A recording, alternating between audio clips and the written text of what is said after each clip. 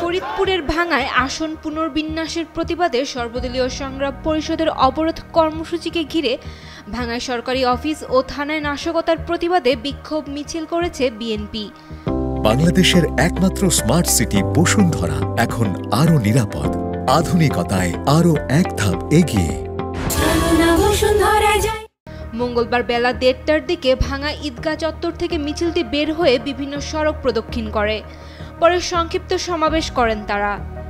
সভায় বক্তারা বলেন, ফরিদপুর 4 আসন থেকে আলগী ও হামিদ্দি ইউনিয়নকে কেটে নেওয়ার প্রতিবাদে তারা শান্তিপূর্ণ আন্দোলন কর্মসূচি পালন করছিল। কিন্তু এই আন্দোলনকে কেন্দ্র করে ফ্যাসিবাদী অপশক্তি মাথাচাড়া দেওয়ার পর তারা আন্দোলন প্রত্যাহার করে নেয়। কিন্তু এই সুযোগে গোপালগঞ্জের মতো ভাঙ্গাকেও অস্থিতিশীল করে জাতীয় নির্বাচন বানচালের পায়তারা চালানো হয়েছে। বক্তারা এই ঘটনার তীব্র নিন্দা জানিয়ে ঘটনার সাথে জড়িতদের উপযুক্ত বিচার দাবি করেন। এ সময় ফরিদপুর জেলা বিএনপির আহ্বায়ক সৈয়দ মোদাররেস আলী ঈসা ও ভাঙ্গা উপজেলা বিএনপির সাধারণ সম্পাদক আইয়ুব আলী মুন্সি সহ অন্যরা উপস্থিত ছিলেন। Saima Akter, Daily Sun.